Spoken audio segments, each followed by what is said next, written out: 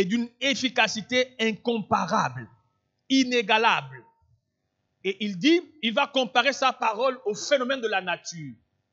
Il va prendre la pluie et la neige et puis il va comparer. Il va dire, je veux lire, selon Ésaïe 57, verset 10 à 11, version français courant, la pluie et la neige tombent du ciel, mais elles n'y retournent pas sans avoir arrosé la terre, sans l'avoir rendue fertile, sans avoir fait germer les graines.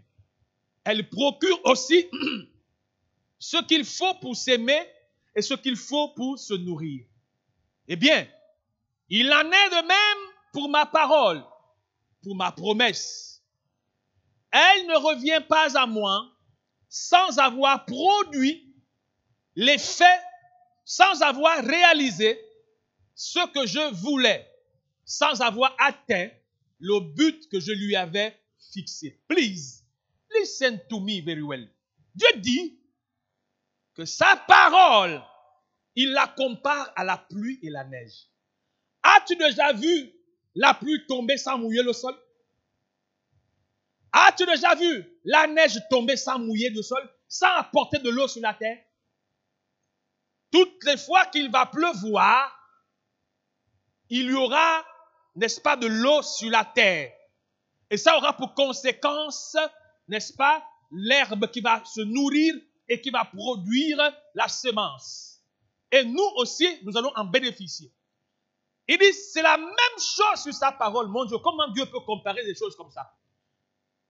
Il dit, de la même façon que c'est réel la pluie qui tombe et mouille le sol, idem, sa parole, quand elle sort, cette parole ne retourne pas à lui, sans pourtant accomplir, c'est pourquoi le Seigneur l'a suscité. Mon Dieu, quelle vérité! Quelle vérité, mon Dieu, quelle vérité! Il dit que cette parole ne retourne pas à lui sans effet. Il dit ceci. Eh bien, il en est de même de ma parole. Il en est de même pour ma parole, pour ma promesse, parce que sa parole est un ensemble de promesses, un ensemble de préceptes, un ensemble de lois, de commandements. Elle est faite des promesses, car je souhaite que tu prospères à tous égards. Dieu, il voudrait que tu le souhaites. Il dit, je souhaite que tu prospères. Dieu a dit que tu seras, il fera de toi la tête et non la queue. Dieu fait des promesses dans nos vies. Mon frère, dans ta vie, il y a des paroles qui ont été prononcées. Il y a des prophéties qui ont été données sur ta vie. Il dit que sa parole ne retourne pas à lui sans effet. Il dit quoi? Elle ne revient pas à moi sans avoir produit des faits. Et donc, la parole de Dieu produit des faits. Elle produit des faits. Elle produit des faits. Il dit, sans avoir réalisé ce que je voulais. Il dit que les promesses de Dieu, ce que Dieu veut de toi, il les a mis dans sa parole. De manière, quand tu reçois la parole, quelque chose se passe. Il dit quoi? Sans avoir atteint le but que je lui ai fixé. Et donc, Dieu fixe des buts. Quand il parle, quand il envoie la parole, il l'envoie pour des buts. Ma question, et je me suis questionné, comment expliquer, mon frère, que nous écoutons la parole, mais il n'y a pas de fait. Pourquoi est-ce que nous écoutons la parole et les promesses ne se réalisent-elles pas? Pourquoi c'est ainsi? Pourquoi est-ce que Dieu a fixé? Il a fixé des buts.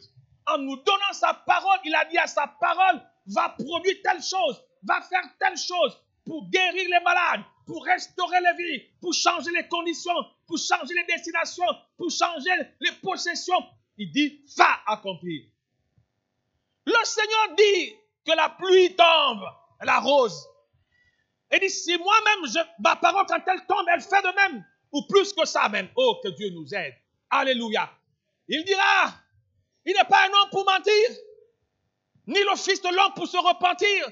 Ce que sa bouche dit, ça me l'accomplit. Nous sommes dans Nombre 23, 19. Ce que sa bouche dit, il l'accomplit par sa main.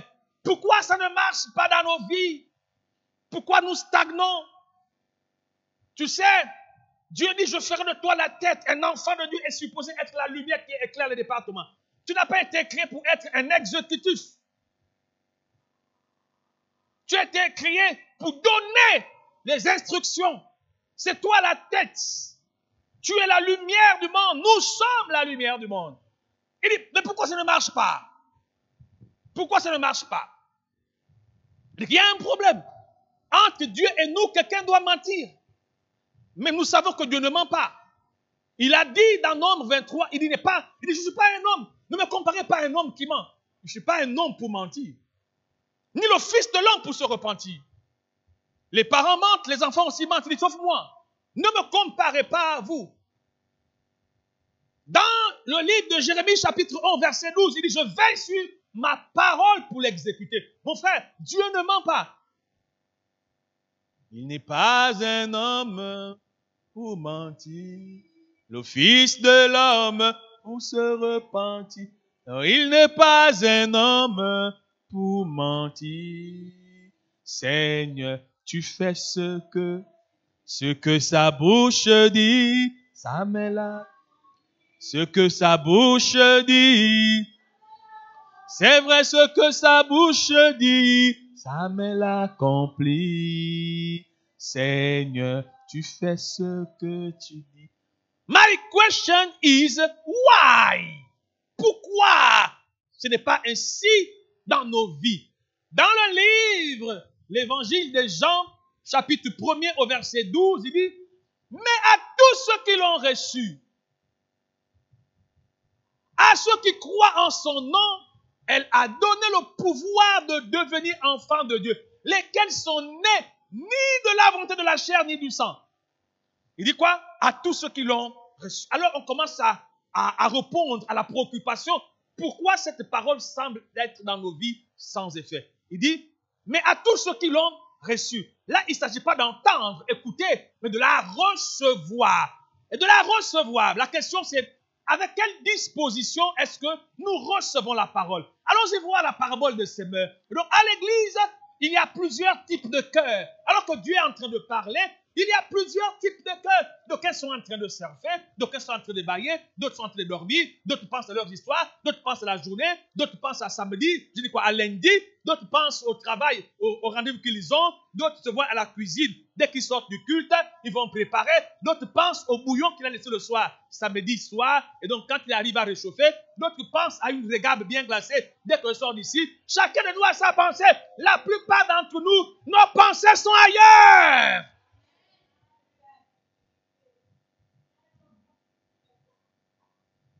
Nous sommes là de corps. Mais chacun est en train de penser. Dès que je sors d'ici, d'ailleurs, même là, bientôt la fin du culte, il faut que le pasteur ne dise pas aujourd'hui, il faut qu'il passe vite parce que dès que je sors d'ici, j'ai un rendez-vous, on m'attend quelque part. Et puis tu vas voir quelqu'un dans bientôt. Jean dit, yalla. Vite. Il dit, mais à tous ceux qui l'ont reçu. Et donc, la vérité de la parole de Dieu qui tombe comme la neige ou la pluie qui tombe sans arroser, il dit, ça concerne d'abord un état intérieur. Avec quelle disposition intérieure écoutons-nous la parole de Dieu? Il dit, mais à tous ceux qui l'ont reçu, elle a donné le pouvoir. Et donc, quand quelqu'un reçoit la parole, le pouvoir de la parole lui est transmis. Et donc, par conséquent, quelque chose se passe. Donc, maintenant, je peux comprendre aisément qu'il y en a qui sont à l'église, qui ne se sentent pas concernés dans le message. Ma question, est-ce que tu te sens concerné? Si tu n'es pas concerné, elle ne deviendra pas ton partage. Alors, on va parler des différents sols qui écoutent la parole, qui reçoivent la parole. Est-ce que tout le monde est supposé produire l'effet? Non. Je me suis même rendu compte que ce n'est pas la majorité qui produit l'effet de la parole, c'est la minorité. Et donc, il est important, mon frère, ma soeur, que tu prennes conscience. Conscience. On a chanté, rends-moi conscient, Yahweh. Oui. Rends-moi conscient, mon Dieu, que tu existes vraiment. Il faut que tu sois conscient. C'est pourquoi, quand tu viens à l'église, ne viens pas à l'église juste pour venir. Viens à l'église avec quoi? Avec tout ton être. Esprit, âme et corps. La plupart viennent avec le corps, l'esprit est dehors. Leur esprit est dehors. C'est pourquoi tu vois ces personnes-là comme ça, ils te regardent, tu te demandes, est-ce qu'il écoute? Même non, il n'écoute pas. Il a voyagé. Parce qu'il n'y a que le corps qui est là. L'esprit, tout le body, c'est ailleurs. Alléluia. Ma prière ce matin est que tu ne repartes pas comme tu es. Lève la main droite, dis à moi, Seigneur, lève la main droite. Dis, Seigneur, donne-moi de ne pas repartir comme je suis venu. Délivre-moi du sommeil, le faux sommeil.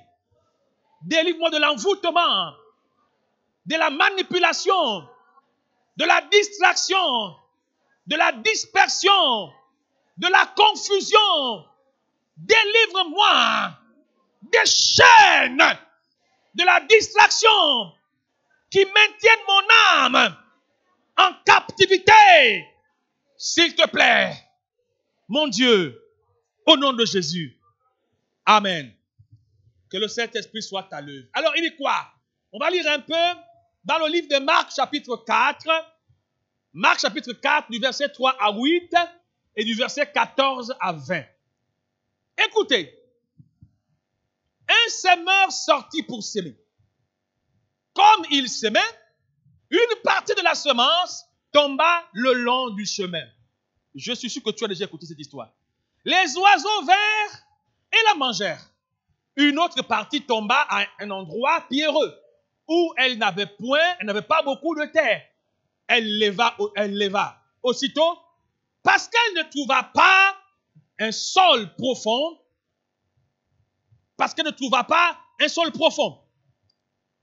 Mais quand le soleil parut, elle fut brûlée et sécha, faute de racines. Une autre partie tomba parmi les épines. Les épines montèrent et l'étouffèrent, et elle ne donna point de fruit. Une autre partie tomba dans une bonne terre, elle donna du fruit qui montait et croissait, et elle remportait 30, 60 et 100 pour un. Le semeur sema la parole. Le semeur sema la parole. Dans les 4 types de terre, il n'y a qu'une terre qui a produit. Les 3 autres n'ont pas produit. On est nombreux à l'église. Il n'y a qu'une terre qui va produire. Celle qui est disposée à recevoir. Que veut dire cette parabole? Les uns sont le long du chemin où la parole est sémée, et quand ils l'ont entendue, aussitôt, Satan vient et enlève la parole qui a été sémée en eux. Satan vient et enlève la parole. Oui, dans l'évangile de Jean, chapitre 10, au verset 10, il dit ceci: le voleur ne vient que pour dérober, égorger et détruire. Tu écoutes la parole, aussitôt Satan arrive que il vient, il vole, aussitôt, ça dit qu'il ne donne même pas une chance pour essayer, aussitôt. C'est dramatique.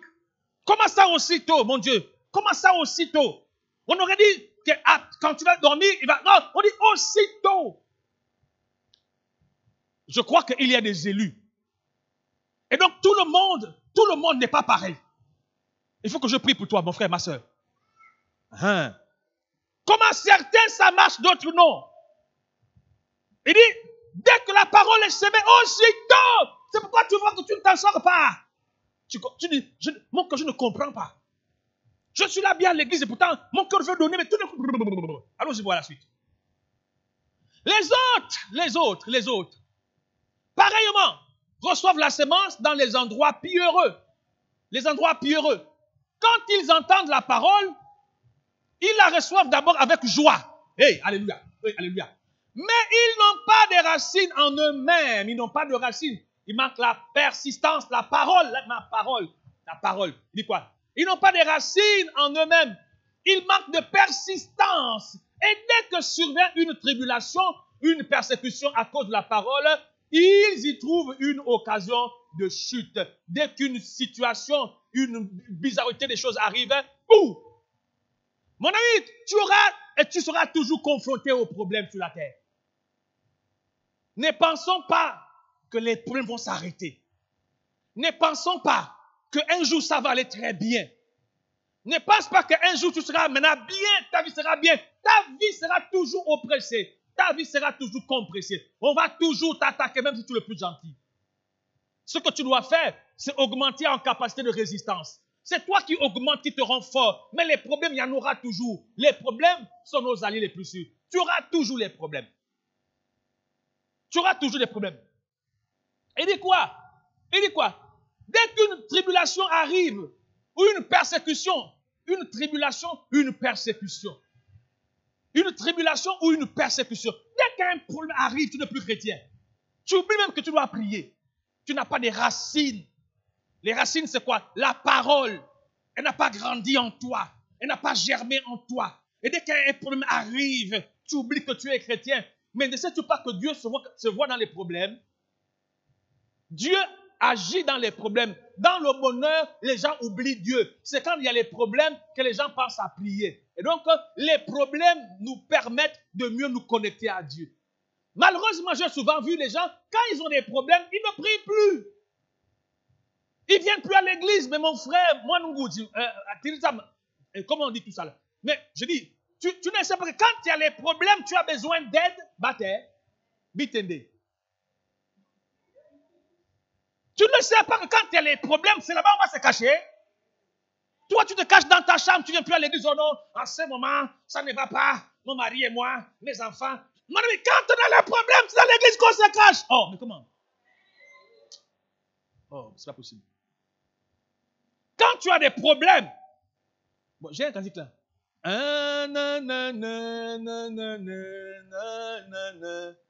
Jésus seul. Qu'est-ce que cantique là?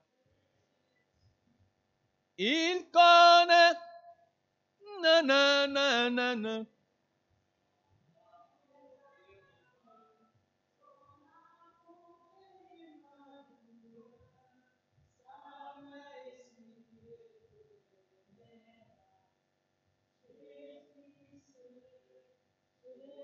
Ça, c'est un bon cantique, les chants, dimanche prochain. Hein? Mais écoutez-moi, c'est dans l'adversité que tu as besoin de sécurité. C'est dans l'adversité que tu as besoin de difficultés. La plupart des chrétiens, quand ils ont des problèmes, ils ne viennent plus à l'église. Quand ils ont des problèmes, ils ne prient plus. Oh non, comment Dieu peut le faire? Tu auras des problèmes. Dieu, dans ta vie, se verra dans les problèmes. C'est dans l'adversité qu'il vient glorifier son nom. Il ne vient pas glorifier son nom quand il n'y a pas un problème qui te dépasse. Il faut que le problème se manifeste et que tu sois dépassé. Et quand il arrive comme un tonnerre, il apporte la solution. Parce que Dieu aime être acclamé. Acclame ton Dieu ce matin. Oui. Dieu aime être acclamé. C'est pourquoi il est le chef de l'armée céleste. Dieu aime quand on l'acclame. Donc quand tu ne l'acclames pas, il n'est pas content. Alléluia. C'est pourquoi il faut acclamer ton Dieu souvent. Alléluia. Voilà. Il dit quoi? Quand il y a un problème, une tribulation, quelque chose qui nous dépasse à cause de la parole, parce qu'effectivement, il faut la mettre en pratique, on barre. Ça, c'est comme un moment, je ne sais pas, ce moment difficile. Mon frère, si tu passes par le moment difficile, tu deviens un véritable adorateur. Les moments difficiles doivent te mettre dans la maison enraciné, bloqué. Les moments difficiles, ce n'est pas dans la maison qu'on les passe au Wawo, Makobo Flassi. Wawo, Didi. Les problèmes, quand ça on dit, toi qui inonde la vie, cache-toi à la maison du Seigneur. Oui. Que de rester dans ta maison, devant la télévision, canal. Oh, novelas, et puis tu zappes. Et puis tu boudes. Oh. Viens prier. Viens prier. Ensuite, d'autres reçoivent la semence parmi les épines. Ce sont ceux qui entendent la parole, mais en qui les soucis du siècle, la séduction, les richesses et l'invasion des autres convoitises étouffent la parole et la rendent infectueuse. Ah, je veux devenir riche. Tellement tu veux devenir riche, tu veux prospérer, que tu n'as même plus le temps pour prier. Tu es tellement... Combien de chrétiens ne viennent pas à l'église à cause de leur travail? Ils aiment tellement leur travail qu'ils ont oublié Jésus. Ils veulent devenir riches. Tu sais, tu ne seras pas riche. Ce que tu auras, c'est juste pour manger puis dormir. Peut-être construire une petite maison, une petite voiture. Tu ne seras pas riche. Parce que ton salaire ne te rendra pas riche. Sinon, les ministres n'allaient pas voler. Les DG là, ils n'avaient pas détourné. Parce que là, le salaire est insuffisant. Ouais. Le salaire, c'est pour manger, boire, acheter un petit tof-tof et puis une petite baraque. Mais commencer à acheter les avions, les trains, bénir les nations, ce n'est pas ton salaire. Il même avec leur salaire, ne peut même pas acheter la roue d'un vélo. Parce que le salaire est insuffisant. Et tellement tu as les soucis de devenir riche que tu n'as même pas le temps de venir à l'église. Tous les chrétiens qui manquent l'église à cause de leur travail, c'est des pauvres ambulants. Je te dis, hein? C'est ce qu'il dit. Les soucis de la vie, la richesse, la séduction. Ah, il me faut ça. Il me faut ça à tout prix. Tu regardes le voisin, la voisine. Il me faut ça, il me faut ça, il me faut ça. Les gens qui ont, oh, il me faut ça là, n'ont pas le temps pour la prière. Ils écoutent la prière, ils écoutent la parole. Mais les soucis de ce monde, c'est pourquoi Dieu dit que si quelqu'un aime le monde, Dieu ne peut pas l'aimer. L'amour du monde est inimitié à l'amour de Dieu. Tu ne peux pas aimer Dieu et puis le monde, ce n'est pas possible. C'est soit l'un ou l'autre, ce n'est pas l'un et l'autre. Tu sais, Dieu veut que toi et moi soyons riches. Mais il a ses voies. Il a ses voies. Je me rappelle quand j'étais un peu plus jeune au début du ministère, j'avais un frère, qui venait à l'église, un taximan. Et puis le gars là, 18h, c'est l'heure du pointage. Hein. Mais lui, à 18h, il est à l'église. Il garde son taxi, il est à l'église. On se recrute à 20h. Et puis il va. Je dis, mais gars, non, je vais juste compléter. Et il me dit, pasteur, il dit, quand je sors du culte là, miraculeusement, je reçois des courses dangereuses. Il dit, un jour, j'ai reçu une course de 100 000 francs. Il dit, alors que mon loyer était en retard. Et que j'ai quelques petits problèmes, je ne sais pas quoi là. Il dit, la course de 100 000 là, c'est-à-dire que quand il a déposé l'homme là à paix, quand il dit l'homme a disparu. Il dit, comment c'est pas possible? Il dit, à chaque fois, je sors à 20h pour faire des... Il dit, je complétais toujours ma recette d'une manière dangereuse. 1, 2, 3, clients, fou. 1, 2, 3, fou. Le problème, c'est que nous, on pense que quand on vient à l'église, on vient perdre du temps. On pense que l'église, c'est une perte de temps. Et beaucoup pensent qu'en partant en courant, ils vont rattraper le temps. Le temps ne se rattrape pas. Il ne se rattrape pas. Quand tu as été dépassé, tu as été dépassé. Il faut le miracle pour compenser. Alléluia. Alléluia. Ah, le sommeil. Dis sommeil. Laisse-moi tranquille. C'est un esprit, oh. Dis sommeil, laisse-moi tranquille. Fais comme ça, dis laisse-moi tranquille. Pointe-le du doigt, dis sommeil, laisse-moi tranquille. Va chez le voisin. Ah oui. Non, va dehors. Mais mon frère, tu envoies chez le voisin. Ah, mais c'est pas possible. Oh. Tu envoies chez le voisin. Ah, c'est pas possible. Non, envoie-le dehors. Dis non, il faut aller dehors. Dis non, c'est pas possible. Bon, même quand tu vas dehors, ne va pas chez mes voisins. Va chez le voisin du voisin. Alléluia. Il dit comment?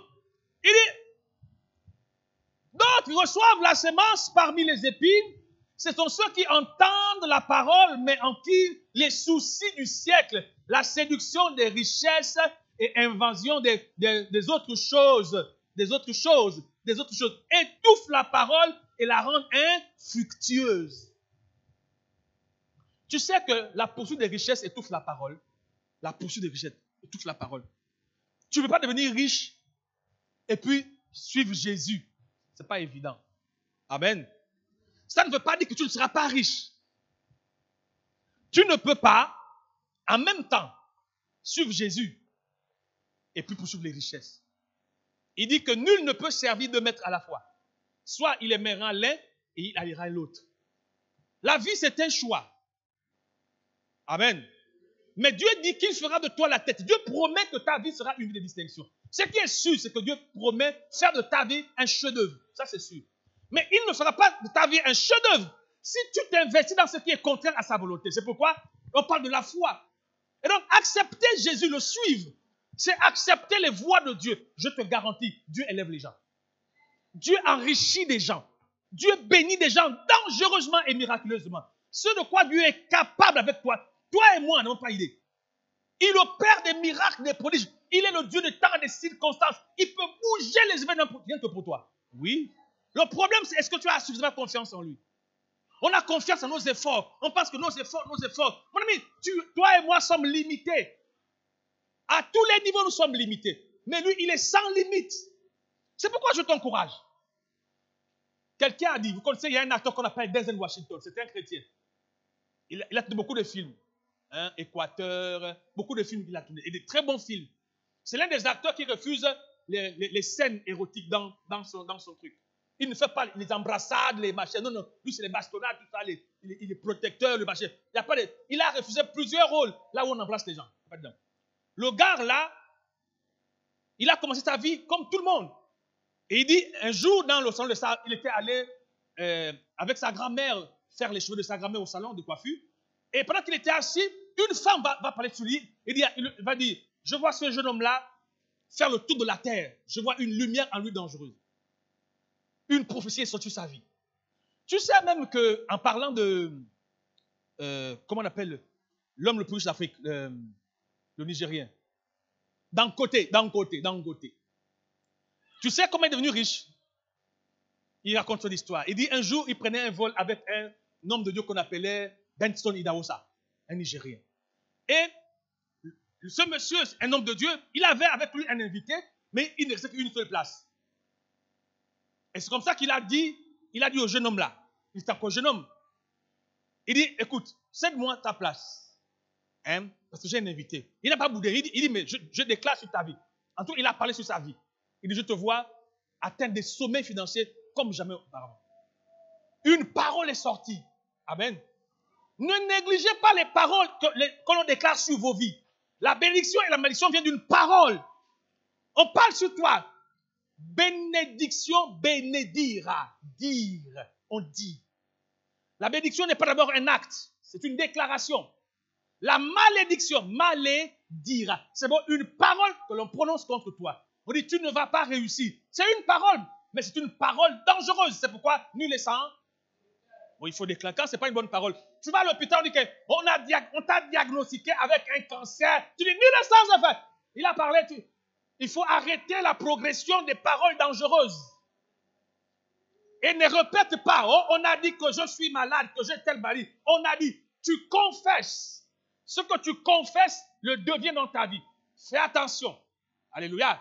Fais attention. Que des paroles de grâce sortent de ta vie. Je suis béni. J'ai la vie de Dieu.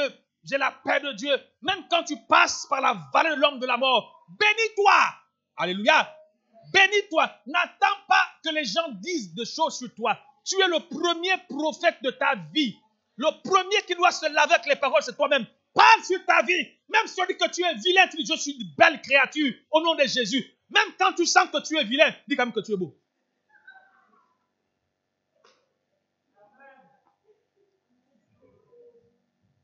Oui, oui, même quand tu sens que tu es vilain. Je suis une belle créature au nom de Jésus. Je refuse et je m'en fous de ce que je sens, je déclare. Alléluia. Au commencement était là. Mon frère, il faut parler. Même quand tu es en train de marcher, tu dis demain, oh ma voiture. Tu sais, nous quand on était petits, on voit une voiture, toi ma voiture. Tu n'étais pas petit, hein. Oh, laisse-nous, on a grandi. Oh. Quand on voit une voiture, tu dis, toi ma voiture.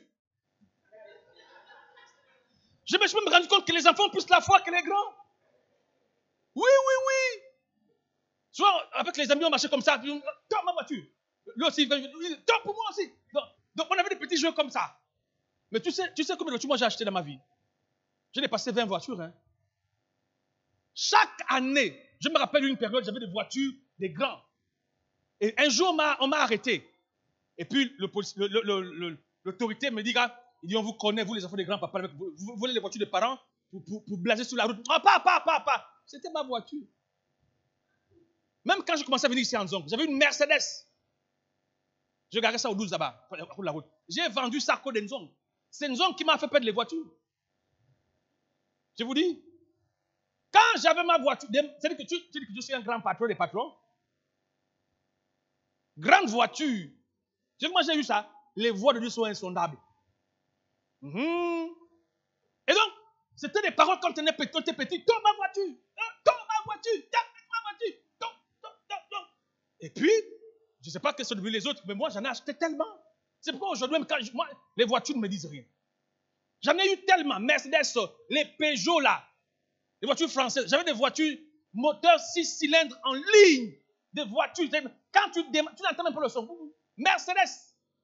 J'ai eu combien de Mercedes, je ne sais pas. Donc, quand tu me vois là, je suis gazé des voitures. Mais pourquoi? Des paroles. Des paroles. Bénis-toi. Parle sur ta vie. Le matin, quand tu te lèves comme ça. Oh, alléluia, Jésus, merci. Je suis bon, oh Jésus. La journée est belle. Merci pour le soleil qui va. Parle. Parle. Même si tu sais que tu as un problème qui t'attend ce matin. Même si tu sais que non, là, c'est ta finale en problème. Déclare que, oh, je sors de ces problèmes-là au nom de Jésus. Je sors vainqueur de ces situations au nom de Jésus. Ma journée est bénie, mon taxi est béni, ma marche est bénie, mes enfants bénis. Déclare, mais déclare sur ta vie des paroles. Apprends à dire des choses. Ne laisse pas les épines de la vie, les soucis de ce monde avoir raison sur tes paroles. Ne parle pas en fonction des problèmes que tu as. Parle par la foi et déclare. Je serai marié. Mon mari sera comme ça. Tu sais, regarde, quelquefois parle aux gens de ce que tu n'as pas, de ce que tu auras. Il faut que quelqu'un dise que toi tu es fou, hein, ou tu es folle. Hein. Là où tu es monté comme ça, tu es arrêté là, qui va même te venir en aide? Il faut que quelqu'un dise que tu es fou. Si on n'a pas dit que tu es fou, alors tu n'auras pas des choses de folie. On doit dire que tu es fou. On t'a dit que tu es fou. Va dire à quelqu'un, tu n'es pas marié, tu n'as pas d'enfant, je ne sais pas, tu n'as pas quoi. Et va voir que tu dis, bon, tu sais, l'année prochaine là, je vais t'inviter à mon mariage. Je dis, oui. Les gens doivent te prendre en bizarre. C'est des choses que je comprends là. La parole est une.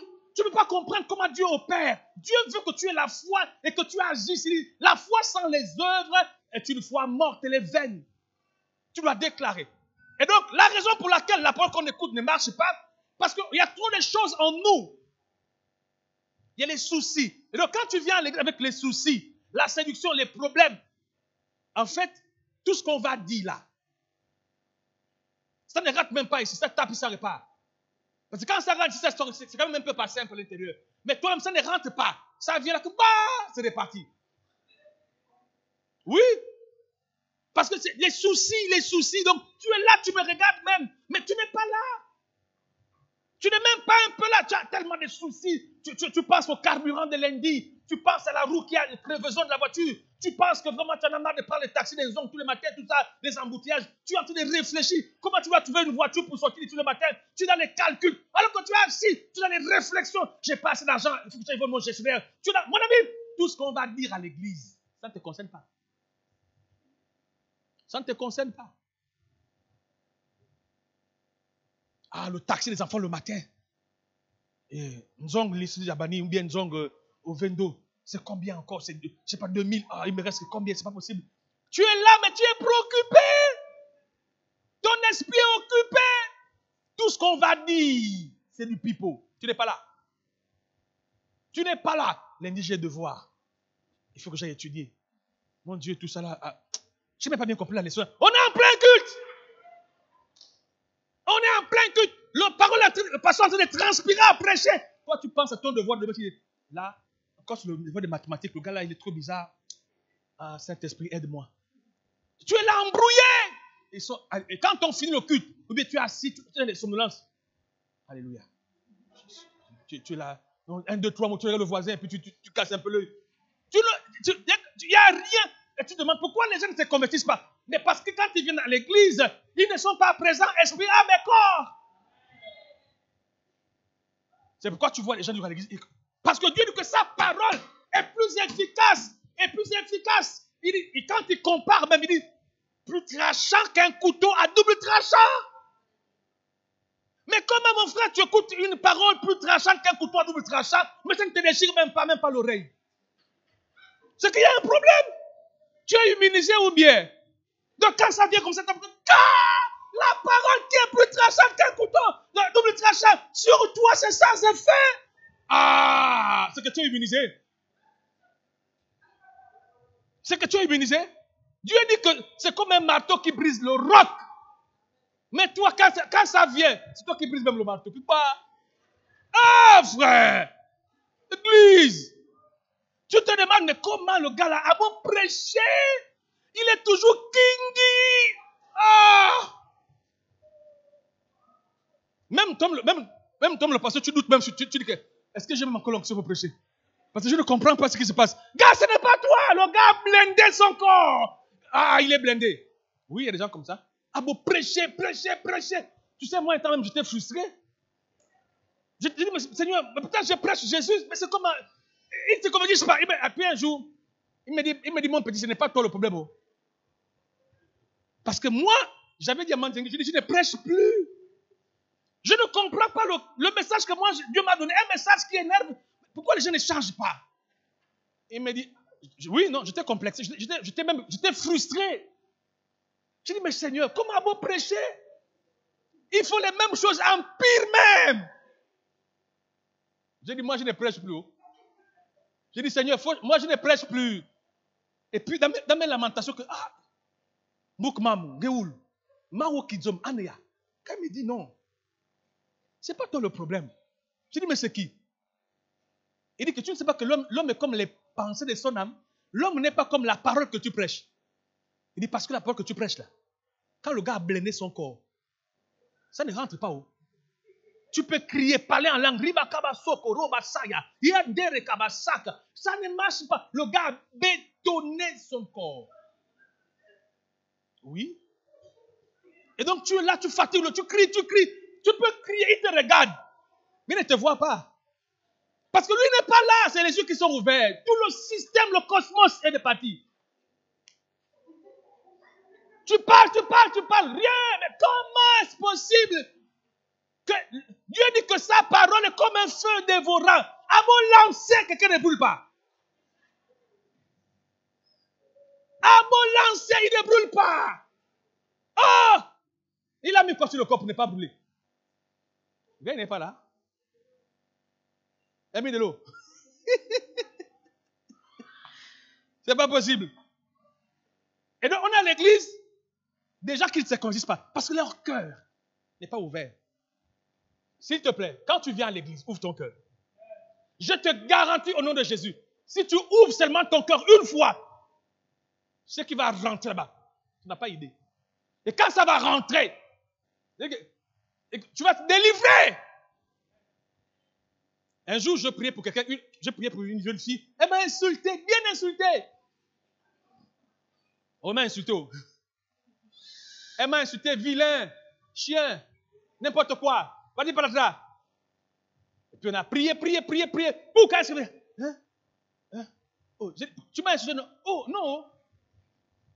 Le jour où tu ouvres ton cœur, ce sera comme ça. Les choses que tu vois là, les choses pour lesquelles tu te bats, tu luttes là, ça va s'arrêter. Tu seras même surpris. Que, on m'a dit que tu faisais ça, tu dis que moi, non, jamais de la vie. Si. Tu m'as insulté que je suis comme ça. Elle dit, homme de Dieu, pourquoi je peux vous insulter? Dis, tu m'as insulté. Elle dit, non, c'est pas moi. J'ai dit, tu m'as insulté. Non, c'est pas moi, je ne t'ai pas insulté. J'ai dit, tu m'as insulté. Non, c'est pas vrai. On dit, si tu l'as insulté. J'ai compris que quand quelqu'un est possédé, il n'est pas conscient des choses. Quand tu ouvres ton cœur à la parole, il dit quoi? Il dit, vous recevrez la parole. Il dit quoi? La parole que tu entends là, c'est la délivrance de ta vie. La délivrance de ta vie. Vous connaîtrez la vérité, elle vous affranchira. La parole de Dieu, c'est la vérité. Elle délivre nos vies, c'est la vérité. Je vais terminer pour ce matin. Reçois la parole. Reçois la parole. L'efficacité de la parole dans ta vie dépend de la disponibilité de ton cœur face à la parole. Comment tu es quand on prêche la parole? Comment tu es? C'est pourquoi, s'il te plaît, sois moins préoccupé, sois moins occupé. Soit tu prends des notes, soit tu m'écoutes. Parce que tu peux être discret à n'importe quel moment. Écoute et mets ton cœur dans la parole. C'est un choix. Mais je crois, et je te le dis, si tu laisses ton cœur recevoir la parole, tu vivras les témoignages et les miracles. Les situations qui oppressent ta vie, qui amoindrissent ta vie, tu seras surpris. Il dit que sa parole est plus tranchante qu'un couteau à double tranchant. Tu n'as pas idée de quoi la parole est capable. Les mariages Comment ça, tu ne te maries pas? Comment ça, on ne te pousse pas? Comment ça, tu n'enfantes pas? Une des choses qui apporte la vie en délivrance, c'est la parole. Reçois la parole. Reçois la parole. Tu es au travail, tu dois monter en promotion. On a expliqué à l'école hier, ceux qui étaient présents. On a parlé du respect, par exemple. Il faut être respectueux envers les chefs. Tu ne peux pas aimer ton chef, mais il est devant toi. On a pris la parole dans le livre de Hébreux où Dieu dit, obéissez à vos serviteurs et ayez pour eux de la déférence. On a dit que la déférence, c'est du respect. Il dit quoi? On peut obéir sans respecter, mais obéir et puis respecter. Vous n'avez pas idée de ce de quoi le respect peut produire dans la vie de quelqu'un. Le respect que vous voyez là. Et il dit quoi? Il dit que parce que les pasteurs, bon, je parle le pasteur, mais tous ceux qui sont devant toi font des comptes rendus sur ta vie. Tu sais que ton mari fait un compte rendu sur toi. Tu sais que ton patron fait un compte rendu sur toi. Nous, à l'époque, quand je travaillais, on était notés. Donc, il fait un compte rendu. Donc, il rend compte à Dieu. Bon, on a dit hier, si le gars qui doit rendre compte pour toi n'est pas en bon terme avec toi, il va dire quoi de toi? Il va te salir dans les corps là. Tu as énervé le chef une fois, 3 fois. Et tu l'as passé en galon. Je pense qu'il te note, non? Mais maintenant, il va dire quoi sur toi? Tu l'as méprisé, tu l'as giflé. C'est pourquoi moi, l'armée, moi, le cœur n'est pas. Parce que là-bas, tu es obligé de sourire avec le chef. C'est forcé. Oh, c'est forcé. Là-bas, il n'y a pas, je ne suis pas content. Il n'y a pas de, quand tu vois, tu n'as pas, mon ami, c'est le salut militaire. Si tu ne fais pas ça, tu es rouge. Là-bas, il n'y a pas de, oh non, mon cœur ne donne pas. Mon ami, tu es un soldat, il ne marche pas avec les sentiments. On a dit, c'est ça, c'est ça. C'est pourquoi tu vois, si le gars, il est sur la route, il te contrôle. Genre, il va oublier que tu es son parent. Oui. On n'a pas, on dit pas l'histoire de l'agent Kodo ou Clodo. Chef Kodo. C'est chef quoi? C'est chef Kodo. Il a vu son beau-père. Il fait le contrôle. Il voit le beau-père. Le beau-père dit, oh non, c'est moi. Il dit, là, c'est le chef Kodo. C'est pas ce Kodo. Il dit, vous êtes en infraction. Le beau-père, il dit, tu vas dire, il dit, en tout cas, il a dit des choses. Mon ami, quand le gars, il a porté l'uniforme, là, c'est plus ton parent. Même si toi, tu es son enfant, tu fais le bal, il va te matraquer. Donc, quand tu deviens chrétien, la parole, ce n'est pas sentiment. C'est exécution. Point final. Ce n'est pas de faire des discussions, tout ça. Non, non, non. On ne fait pas l'histoire avec la parole. Ce matin, le Seigneur veut t'encourager à comprendre, à faire confiance à la parole et à ouvrir ton cœur quand tu viens à l'église. Ne viens pas à l'église en mode distraction, dispersion, confusion. Viens à l'église pour recevoir la parole. Et car à tous ceux qui l'ont reçu, dispose ton cœur. Avant même que d'écouter la parole, prie pour toi. Rentre dans ton cœur et dis, Seigneur, que la parole que je vais écouter ne retourne pas à toi sans pourtant opérer, accomplir le miracle prévu dans ma vie ce matin. Que ta parole ce matin, qui va connecter mes entrailles, délivre mon corps. Regarde, ça doit être quelque chose que tu désires. C'est toi qui ouvres ton cœur. Si tu fermes le cœur à la parole, elle ne pourra pas produire. C'est pourquoi tu vois des gens durs à l'église. Il a 20 ans à l'église, mais aucune conversion. C'est pas normal. Mon frère, c'est pas normal. C'est pas normal. Tu sais, j'écoute beaucoup de gens parler de Dieu dans les réseaux. Tu sais ce que Dieu m'a dit? Il m'a dit, écoute-moi, Brice. Tu sais, je ne suis pas quelqu'un qu'on lit, mais qu'on expérimente. Moi, on m'expérimente. Et on parle du témoignage. Tu ne pourras pas parler de Dieu si tu n'as pas témoigné, tu n'as pas expérimenté. L'expérimentation fait de toi un témoin. Le témoin, un témoin, c'est la preuve oculaire de quelque chose. Quand il vient témoigner, c'est parce que tu étais là et tu connais avec précision. C'est pourquoi tu témoignes. Il dit, donc, tu peux parler de moi. Mais si tu veux me représenter, tu dois être un témoin de moi. Et le témoignage, c'est la recevabilité de la parole dans tes entrailles. Tu dois recevoir la parole. Quand tu écoutes la parole, dis Amen. Accepte la parole. Ouvre tes entrailles intérieures et désire que la parole produise du fruit en toi. Tu dois être assoiffé, passionné, désireux. Tu dois vouloir. Ne viens pas à l'église comme un touriste, comme un baladeur. Ne viens pas à l'église comme quelqu'un qui n'a rien à faire chez lui. Viens à l'église pour une rencontre divine. Et quand tu viens à l'église, offre-toi un holocauste et tu vas désirer à ce que Dieu te parle. Je te garantis au nom de Jésus. Si tu donnes ton cœur à la parole, tu vivras des choses. Ne sois pas un auditeur oublieux. Quand tu viens à l'église, il faut savoir, Dieu a un réma pour toi. Je déclare ce matin que le réma te soit accordé. Je déclare ce matin au nom de Jésus que cette parole produise du fruit dans ta vie. Je dis au nom de Jésus qu'à compter de maintenant, un miracle t'accompagne. Quelque chose doit se manifester parce que la parole produit le miracle.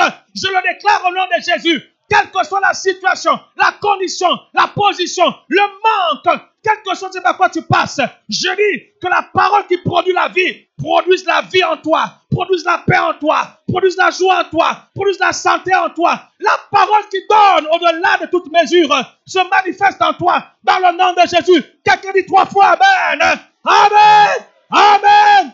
Amen. On acclame Jésus ce matin.